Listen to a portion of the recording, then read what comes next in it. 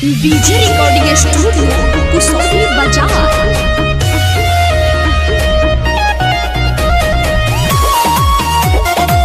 Music by विवेक विजय।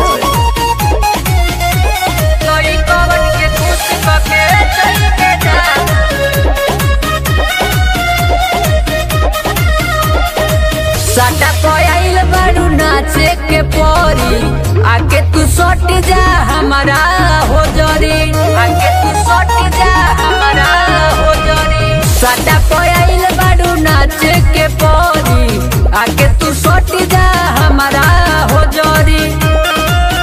तो देखा के जवानी तोर सही रे ना, तोर सही रे ना। लोई कवन के खुश करके जाई बेटा कहती लागो पाल गज में होई बेना। लोई कवन के खुश करके जाई बेटा कहती लागो पाल गज में होई बेना। लागो पाल गज में होई बेना। लोई कवन के खुश करके जाई बेटा कहती लागो पाल गज में होई बेना।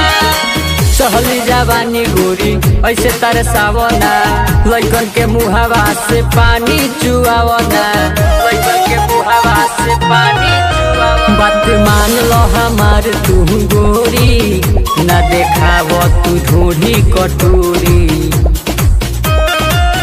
नहीं देवे तो बड़ी पछतई बेना, पछतई बेना।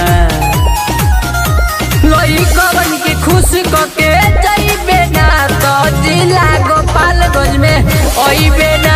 लोई कवन के खुश करके जाई बेना तो जिला गोपाल गंज में ओई बेना। जिला गोपाल गंज में ओई बेना।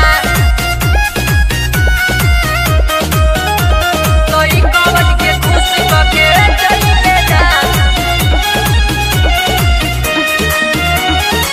एक रात के बात बाटे आज अबे बाजारा, पागल बा कइले तोहरा अखिया के काजरा, पागल बा कइले तोहरा अखिया के काजरा। बात कहेले करंती सुना खोली, हार दी है सबोरी तोहर चोली। राम दरस के जेते चिखइबे ना, चिखइबे ना। लोई कवन के खुश करके जाई बेना तो जिला गोपाल गंज में ओई बेना।